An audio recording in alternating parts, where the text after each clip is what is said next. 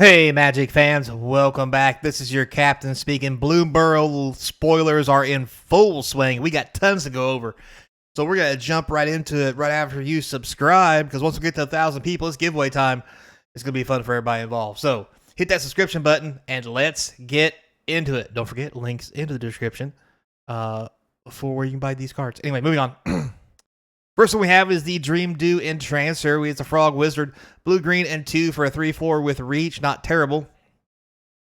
When it enters, you tap up to one target creature and put 3 stun counters on it. If you control the creature, you get to draw 2 cards. Very good for limited. Probably the only place this is going to see any real action. Oops, hang on a second. I got this all. There we go. There we go. I know what I'm doing. Swear to God. Moving on.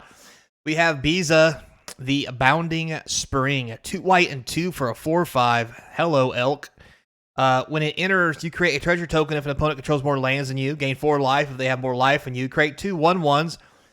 Blue fish creature tokens if the opponent controls more creatures than you. And draw a card if an opponent has more cards than you. This is insane for white. All that other stuff is just extra. A 4-mana 4/5 is just fine. So yeah, we're going to see this in standard.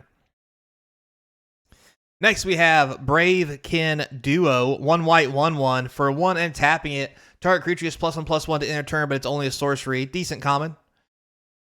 Moving on, we have Kitnap, not Kidnap, Kitnap. Get it? Kit, small. Anyway, moving on. 2 blue and 2.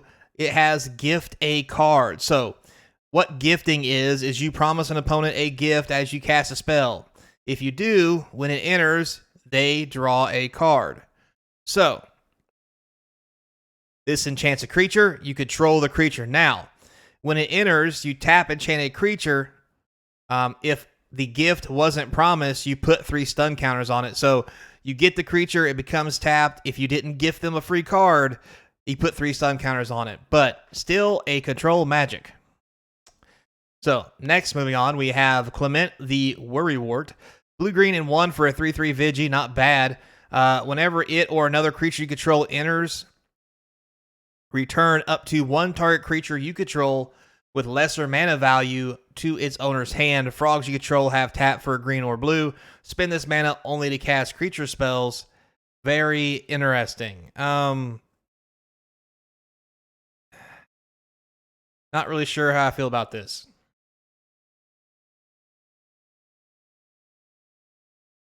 I guess it's fine as long as you don't lay something bigger than what you already have on the field, but, this just seems weird to me. I'm sure it's probably some weird combo that uses it. Moving on. Next, we have the Shoreline Looter, a blue and 1 for a 1/1. It can't be blocked. When you hit Threshold, remember that, guys? Which is, deals combat damage. You get to draw a card, then discard a card, unless 7 more cards are in your graveyard. So, Threshold is 7 more cards in your graveyard, and when it deals combat damage to a player, you get to draw a card, then discard a card unless 7 or more cards are in your graveyard. It's kind of weird how it should be like the then discard unless you have 7 or more should be separate. Or anyway, it's a 2-mana 1/1. It lets you draw a card when you hit your opponent. It can't be blocked. This seems really good, especially as a rat rogue. So expect to see this things in some weird formats, especially limited. Next we have Repel Calamity, a white and 1 instant. Destroy target creature with power or toughness 4 or greater. Not the best removal because 4 or greater is kind of hard to do sometimes, but since it's power or toughness, it does make it a lot more palatable. Next we have Ruthless Negotiation, 1 black sorcery. Target opponent exiles a card from their hand. If this spell is cast from the graveyard, draw a card. It has flashback of black and 1. Now, with that being said, this is a discard for 1 black, which is just fine. Would you cast it from 5 from your graveyard? Probably not, unless you're playing against a control deck. And you get to draw a card. But here's what you can do with it. Hear me out. In Modern, for 3 mana, you can Snapcaster Mage, cast this from your graveyard for 1, make your opponent discard, and you draw a card, and you get a 2/1 for 3 mana. Does that not seem like a bargain to you guys, or what? Plus, you had to put it in your graveyard, which means they've already discarded a card anyway. I expect this to be hot commodity in Modern if discard's still going to be a thing. Now, you don't get to pick the card, not as good as Thoughtseize, but sometimes card advantage is just card advantage. Next, we have Runaway Together. So this is a reprint. It's a blue and 1. You get to choose 2 target creatures controlled by different players. You return both those creatures to your hand. So your opponent's creature and your creature. In Commander, it's 2 different opponents, which is funny. Anyway. We have a Lily Splash Mentor, blue, green, and 2 for a 4/4 reach. Very powerful. A colorless green and blue. Exile another target creature you control, then return to the battlefield under its owner's control. The +1/+1 counter on it. Activate only as a sorcery. So at least the blinking can't be done in response to something. However, still busted for ETB triggers and the fact it makes your stuff bigger. Because you can attack, and when they like, oh, I don't block, you're like, oh, okay, I blink my dude after combat. He now comes back into play with a +1/+1 counter and untap the block. So it kind of gives everything pseudo-vigilance. Next we have Fell. We got Hold the Phone Up. Not only is this art phenomenal, black and 1, destroy target creature. Period. This thing is amazing. No, it's not an instant, but it destroys anything. I don't care that it's an instant. It also only costs a black and 1. Means it goes into any deck that splashes black. This is going to be very popular in many formats, if not all of them, for a very long time. Because also some creatures have, shall we say, protection from instants, which this is not. It's a sorcery. So I see this thing being an easy $5 to $10 foil, and I think this will see plenty and plenty of play. Next, we have Strike Force. White and 2 for a 1/3. Has flying, double strike, and vigilance.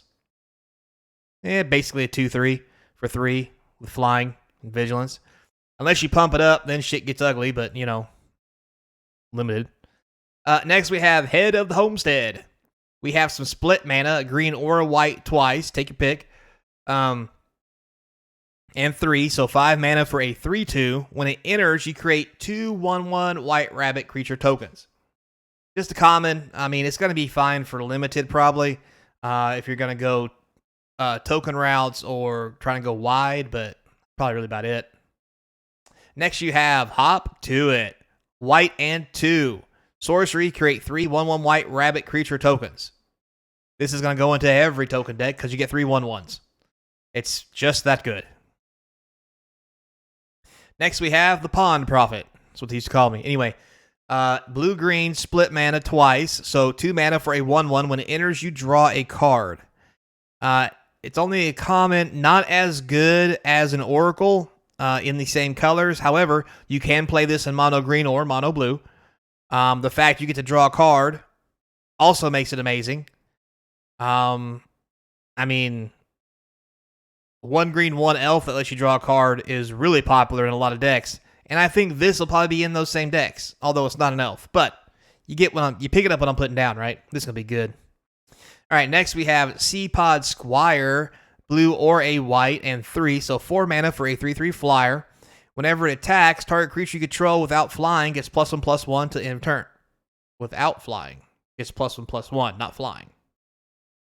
Interesting. Can be fine and limited, I guess. It is a common. Next, we have Junkblade Bruiser, a red-green split mana twice and 3, so 5 mana for a 4/5 Trampler. Whenever you expend 4, the Bruiser gets +2/+1 to end a turn. Now, you expend 4 as you spend your 4th total mana to cast spells during your turn. So I think what that means is if you play something for 4 mana or more, this gets the pluses. So technically it enters the battlefield as a 6/6. It doesn't have haste, though. We're going to have to wait till we actually... I think that's how that works. We'll have to see. Next, we have the Veteran Guard Mouse, a white or red, and 3 for a 3/4. It has Valiant. Whenever Veteran Guard Mouse becomes target of a spell or ability you control, for the first time each turn, it gets +1/+0 first strike till end of turn, and you scry 1.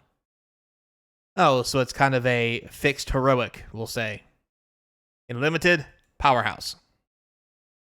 Next, we have the Valley Rockcaller, black and 1/1/3 Squirrel Warlock. Things I thought I'd never say. Anyway, it has menace. Whenever it attacks, each opponent loses X life, and you gain X life, where X is the number of other squirrels, bats, lizards, and rats you control. Oh my lord, it's not even legendary. Just good times with this. It's probably not going to see a whole lot of standard play unless squirrels, bats, lizards, and rats becomes a deck. But in Commander, oh yes, Commander. The joy and the silliness that this thing's going to cause. Next, we have the Cash Grab, green and 1. Instant mill 4 cards. You may put a permanent card from among the cards milled this way into your hand.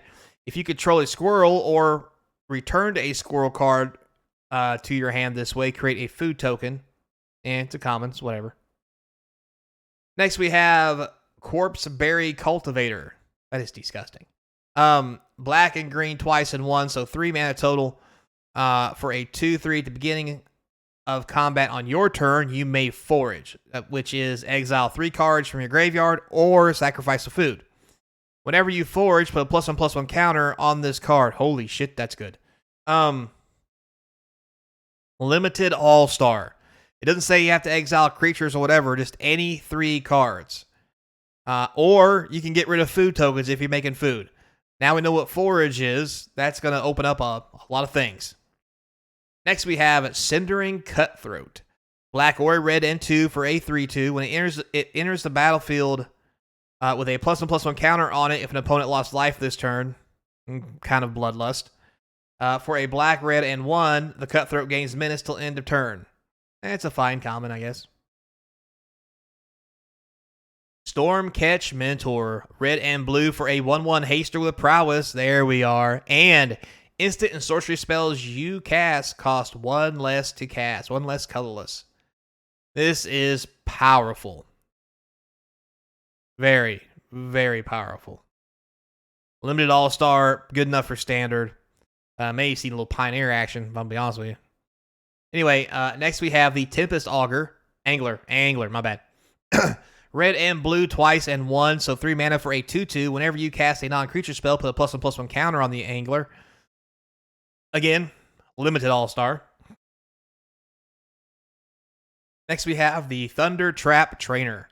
Blue and 1 for a 1/2 Otter Wizard, has Offspring 4. So with Offspring, you may pay an additional, in this case, 4 colorless as you cast a spell. If you do, when the creature enters, you create a 1/1 token copy of it. Now, when this creature enters, look at the top 4 cards of your library, reveal a non-creature, non-land card from among them, put it in your hand, the rest on the bottom of the random order. So if you've got 6 mana, you can technically draw 2 cards and get two 1/2s.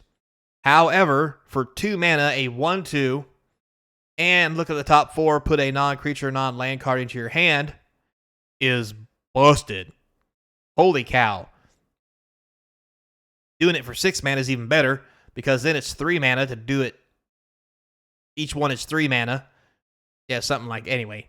This is good. This is really good. And if you're going to blink it, oh, the blinking. Anyway. We have Mine Drill Assailant, a Rat Warlock. A blue-black split card. Blue and black twice and 2, so 4 mana for a 2/5. It has Threshold. As long as 7 more cards are in your graveyard, it gets +3/+0, becomes a 5/5. Very nice. And for a split black or blue and 2, you can Surveil 1 to help fill that graveyard up to make it a 5/5 for 4. Not bad for a common. Probably going to be a limited All-Star. Next, we have the Moonrise Cleric, a white-black split card, 3 mana total, 2/3 flyer. Whenever a cleric attacks, you gain 1 life. Clearly, this is a bat cleric. Whatever sense that makes, but... next, we have Artist's Talent, red and 1, enchantment. Oh, it's a class. Oh, we got class cards again. Not a saga. Well, I mean, it's saga setup, but it's a class card. So, whenever you cast a non-creature spell, you may discard a card if you do draw. Nice. Level 2, red and 2. Non-creature spells you cast cost 1 less to cast. Good. And then you level it up to level 3. Not only do you get all that, but also the source you would control would deal non-combat damage to an opponent, or a permanent opponent controls. It does that much +2. This is going to be popular. It may not be good enough to be in some serious decks, but it's going to be in a lot of shenanigan decks, and it's going to be fun. I'm just going to say it. Next, we have Tide Caller Mentor, a black-blue 1/3/3 menace, already pretty decent. If you have Threshold, 7 more cards in your graveyard. Return up to 1 target non-land permanent to its owner's hand. Bounce spell, it's not terrible. Next, we have Season of the Bold. So this is the new mythic rotation, or mythic cycle, I guess you could say, of color cards that do the exact same thing. So you get 2 red and 3 colorless for a sorcery. You get to choose up to 5 bean toes. It's an animal paw, but I like cats, the bean toes. Worth of modes. You may choose the same mode more than once. So for 1 bean toe, you can create a tapped treasure token. So you can get 5 treasures if you want to. For 2, exile top 2 cards of your library until your next turn. You may play them. You can do that twice, plus make a treasure token. Also good. For 3, until the end of your next turn, whenever you cast a spell, Season of the Bold deals 2 damage to up to 1 target creature. This is really good because you can exile 2 cards to guarantee that you can cast them and maybe get 4 damage on something, plus you have anything in your hand. This card is a really good mythic, but for 5, it's going to be interesting to see if it finds a place in Standard. We have the Season of Loss, so the 2 black and 3 version of what we just looked at. Choose up to 5. Choose up to 5 bean toes worth of modes. Each player sacrifices a creature for 1. That is insane. For 5 mana, you can make everybody sack 5 creatures. This is going to be very popular in Commander because, fuck your board. For 2 bean toes, you can draw a card for each creature you control that died this turn. So you can make everybody sack 3 creatures in Commander deck. Then spend the other 2 to draw 12 cards. Yeah, seems fair.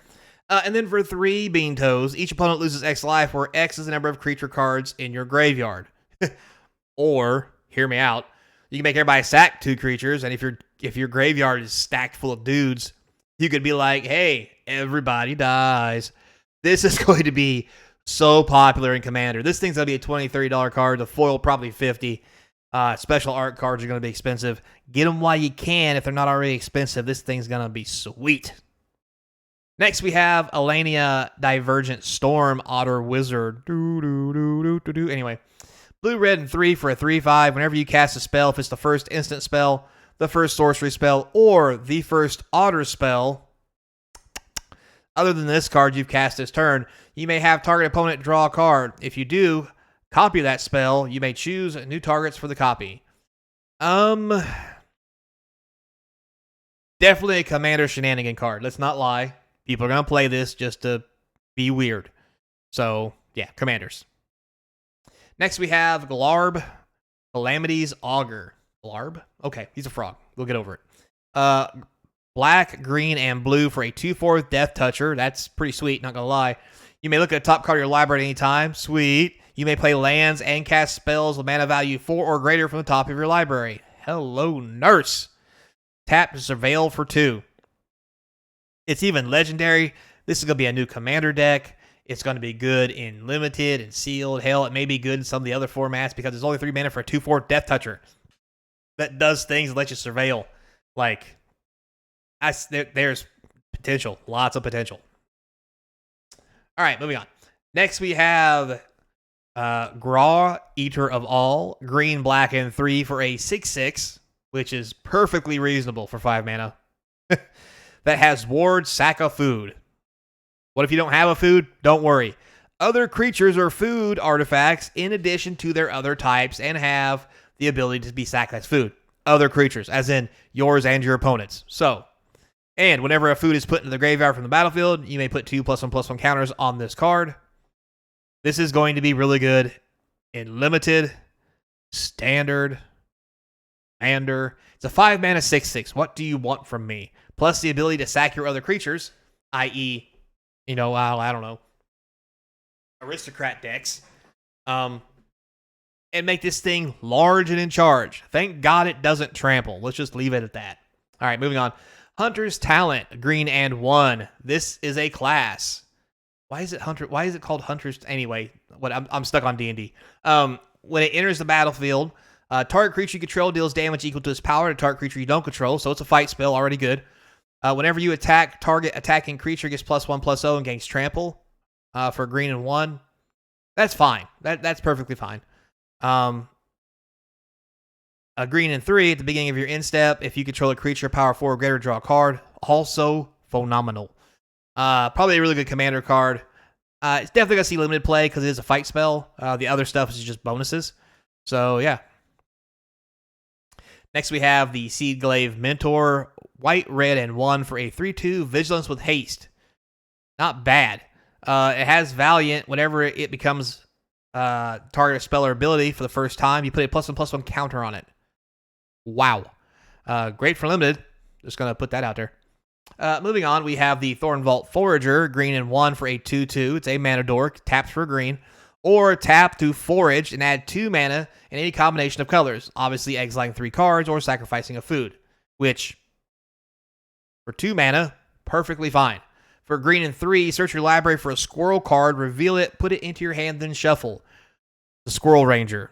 That's right. He's hunting squirrels, not rabbits. This is going to make squirrel decks a thing in Commander, and it's about damn time. There's gonna be all kinds of weird shit popping off in Commander now with creature types, and I'm down for it. I'm down. All right, next we have Phineas Ace Archer. White and green for a 2/2 Rabbit Archer. Vigilance, reach. Whenever he attacks, put a +1/+1 counter on each other creature you control that's a token or a rabbit. Holy shit. If creatures you control have total power 10 or greater, draw a card. This thing's nuts. Thank God it's legendary. And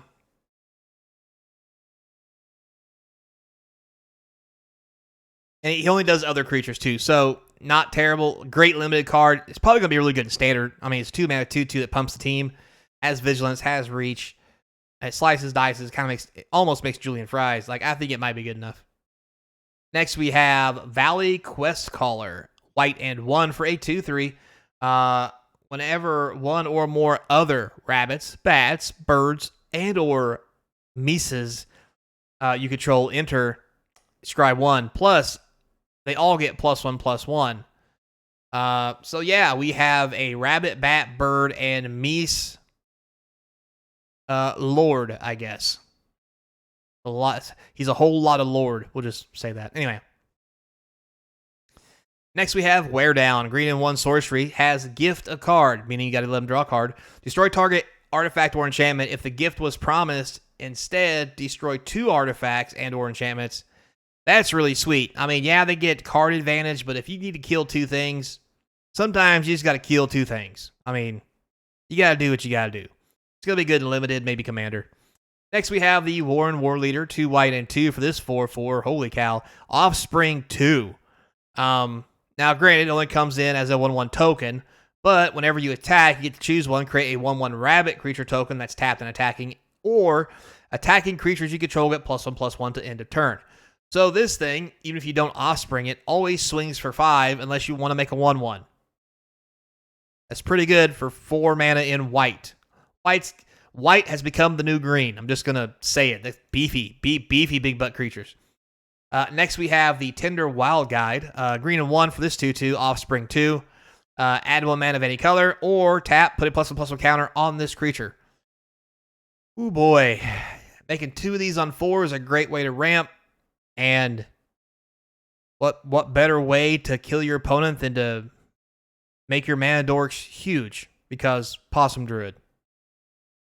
Druid Possum. Anyway, we have Camellia, the Seed Miser. Green, black, and 1 for a 3/3 menace. Not bad. Other squirrels you control have menace. That's just funny. Whenever you sacrifice 1 or more foods, create a 1/1 green squirrel creature token. That's completely on par. Checks out. For 2 colorless, you get to forage. Put a +1/+1 counter on each other squirrel you control. That is huge. Wow. You can just sacrifice a bunch of stuff, put things in the graveyard, make 1/1 squirrels, then make them all big. Limited All-Star. Might be good enough for standard if somebody pops off with a squirrel deck. Giggity. Here we have it. It's like we've seen before. It is Ral, the Crackling Wit. Red, blue, and 2. He is an otter, even though it's Ral. Whenever you cast a non-creature spell, put a loyalty counter on the Crackling Wit. +1, create a 1/1 blue and red auto creature token with prowess. This is amazing. -3, draw 3 cards and discard 2. Also good. -10, draw 3 cards. You get an emblem with instant and sorcery spells you cast have storm.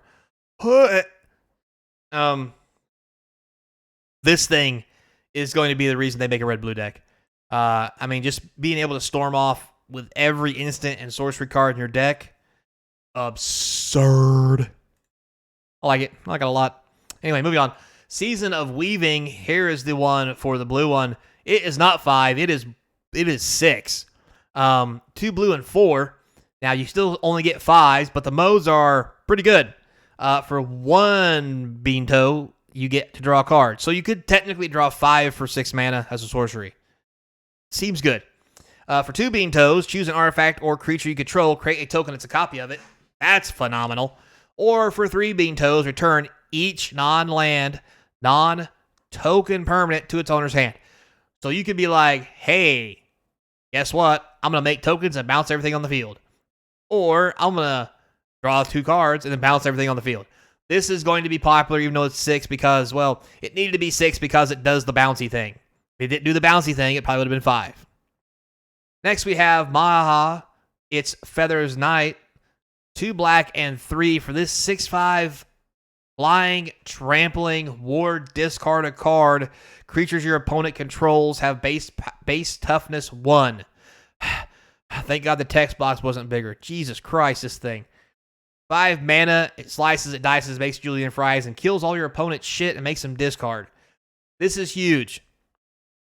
I just don't mean big, because it's also that. It has Flample. This is going to see standard play. Commander play. If you have this in limited, congratulations, you won the game.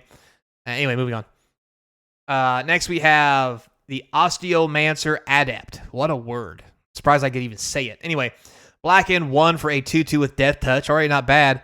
Tap. Until the end of turn, you may cast creature spells from your graveyard by foraging in addition to paying their other cost. If you cast a spell this way, that creature enters with a finality counter on it. This is absurd for 2 mana. Because it lets you cast any creatures. Holy cow, is this good. This will definitely see standard play and probably play in other formats. Because if you're going to play an animator deck, why not play a creature that does it for you? All you got to do is forage. Most animator decks fill up their graveyard pretty damn quick. Just saying. Next, we have the Fireglass Mentor. Black and a red for a 2/1. Beginning of your second main phase, if an opponent lost life this turn, exile the top 2 cards of your library. Choose one of them until the end of turn. You may play that card. This is absurd. This is red-black draw. I mean, I didn't play a land yet this turn because I might draw one off top of my deck. Oh, look, I didn't draw a land. I'll play one from my hand and now cast something that's in the exile pile. Like, this is just so good as an uncommon. Limited all-star. Probably good enough for standard. Putting that out there, but we'll wait and see. We have Myria, the Trash Tactician. Trash Tactician. It's a trash panda. It's a trash panda. I should say trash panda. Anyway, green, red, and 1 for a 2/4. At the beginning of your first main phase, you add a red or a green for each raccoon you control. That is just ridiculous. Whenever you expend 4 mana, you gain 3 life. Again, once you spend your 4th mana during the turn. Whenever you expend 8, exile the top 2 cards of your library until the end of your next turn. You may play those cards. Holy shit, is this? This is... I just had it. The Centaur thing lets you pull lands off top of your deck. This is that, except it lets you just pull cards to draw off the top of your deck while making you mana and gaining you life. Holy cow. Limited all-star. Great for Commander. I mean, I don't think I'll see play in other formats, but hell, who knows? This is actually really good. And if you're in Commander, I mean, who doesn't want to play a Trash Panda deck? Da-da-da-da. We have the Starseer Mentor. Of course, it's a bat. Black, white, and 3 for a 3/5 flying vigilance at the beginning of your end step. If you gained or lost life this turn, target opponent loses 3 life unless they sacrifice a non-land permanent or discard a card. That's perfectly fair. Yeah, right. Limited all-star, but that's really about it. Doesn't do enough for how much it costs. So we have Parting Gust, not Guest. Gust. 2 white. It has gift a tapped fish, which is a 1/1 blue fish. Exile target non-token creature. If the gift wasn't promised, return that creature to the battlefield under control with +1/+1 counter on it at the beginning of the next end step. This is not only a good removal spell, basically killing creatures in white, but also you can pump your team or just blink their tokens so these don't exist. Like, don't gift them a fish. Just be like, hey, I'm going to exile that till the next turn. Oops, it died. So, yeah, pretty good. Flowerfoot Swordmaster. 1 white for a 1/2 Offspring 2, which makes a 1/1 copy of it, and it has Valiant. Whenever this creature becomes target spell or ability you control the first time each turn, Meese you control get +1/+0. This is fine for limited. It's not going to be all that great because even if you Offspring it, like, if you Offspring it twice, that means it's turn 5 and you just made a 1/2 and 2 1/1s. You can target them and give them all +1/+0. Not going to increase their butt, and they're probably going to die when they get blocked. So I think this is a non-starter for pretty much everything, except for limited. I mean, turn 1 1/2 is pretty powerful. Plus, it could be a 2/2 if you target it. Like, it has its merits, but the Offspring is wasted here. Anyway, Castrel the Wind-Crested. Blue, white, and 3 for a 4/5 Bird Scout. Not a Sphinx. Bird Scout. I know what you're thinking. It is legendary, thank God. It has flying. Whenever one or more birds you control deal combat damage to a player, you get to choose one. You may put a bird creature card from your hand or graveyard onto the battlefield with a finality counter on it. That's got to be great for Commander. Put a +1/+1 counter on each bird you control. Jesus. Or draw a card. Yeah. Bird's the word, you know. Anyway. Next we have Plume-Creed Mentor, white, blue, and 1 for a 2/3 flyer. When it or another creature you control with flying enters, put a +1/+1 counter on target creature you control without flying. So if all your stuff flies, how are you supposed to put counters on anything? Just putting it out there. Anyway, probably good for limited. That's pretty about it. Next we have some land cycles. We have the 3-Tree City. You get to choose a creature type when it comes in. It taps for a colorless. For 2 and tapping it, you can choose a color, add an amount of mana of that color equal to the number of creatures you control for that chosen type. It's going to be interesting to see how good this card is. It's not Gaia's Cradle.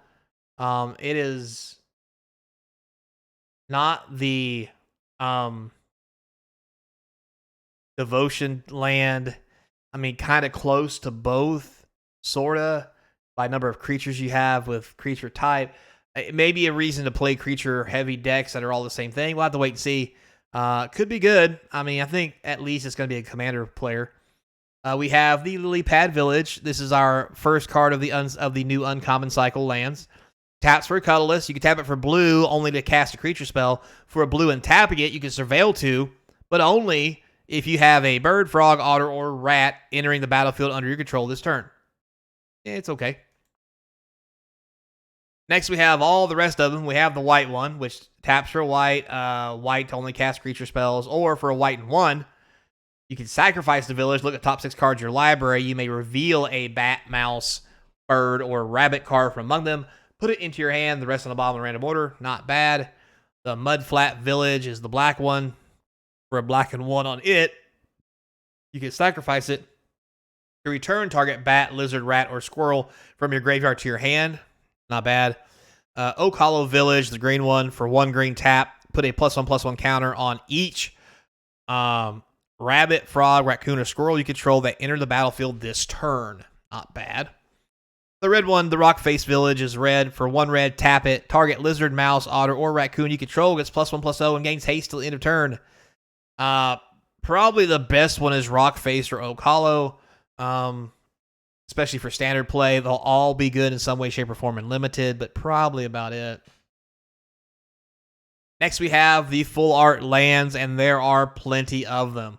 We have 4 beautiful plains, 4 beautiful islands, and if you pay close attention, there's one for every season of the year, just like back with Mishra's Factory. This is going to be really sweet and probably something people are going to want to collect, making these lands more popular than most since they have seasonal themes.